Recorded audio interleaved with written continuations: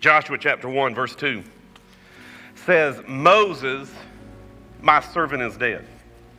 Now therefore arise and go over to this Jordan, you and all this people, to the land which I'm giving to them, the children of Israel. Every place that the sole of your foot will tread upon, I have given you, as I said to Moses. Now, Joshua 1 is 40 plus years later. Now here's the bad thing. He said one thing different, Numbers 13, that he said here. The only difference is Moses is dead. He said, it's the land I have given you.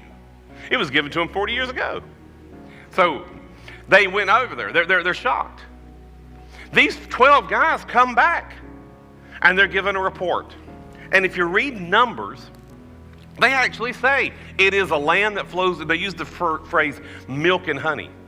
Now, we don't get that because we're not farmers. But in the promised land, it's a land that's got mountains and valleys, and it feeds and it flows with milk and honey. Who in here knows milk and honey is good? So it's a good land. And they had actually admitted, they say, yes, it's exactly what you said it was. But nonetheless, they use that word, nonetheless, it'd be a strong land. They actually said this. They said, it devours its inhabitants. Not one of them 12 people were dead. They had spied out for days. Not one of them's dead, but yet it devours the inhabitants. Then they even said, we saw the giants. And then they said, we can't do it. And it says they grieved God and they complained. Those 10 men influenced a whole nation, and it wasted all their lives. In fact, out of everyone there, 2 men over the age of 20 are the only 2 that went into the promised land, Joshua and Caleb. Everybody else, the age 20 and up, died.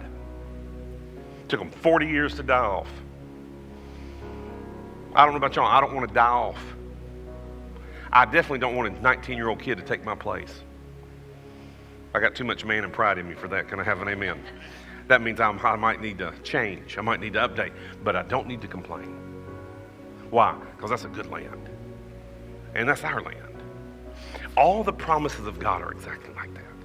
And most people out there, especially unintendingly, they will try to talk you out of it. They'll try to talk you out of the goodness of God, the blessing of God. Again, if you're looking at how hard it is, how big the giants are, you'll never walk in that other good land.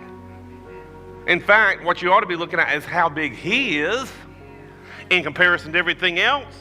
So who in here knows if it's yours, you need to fight for it?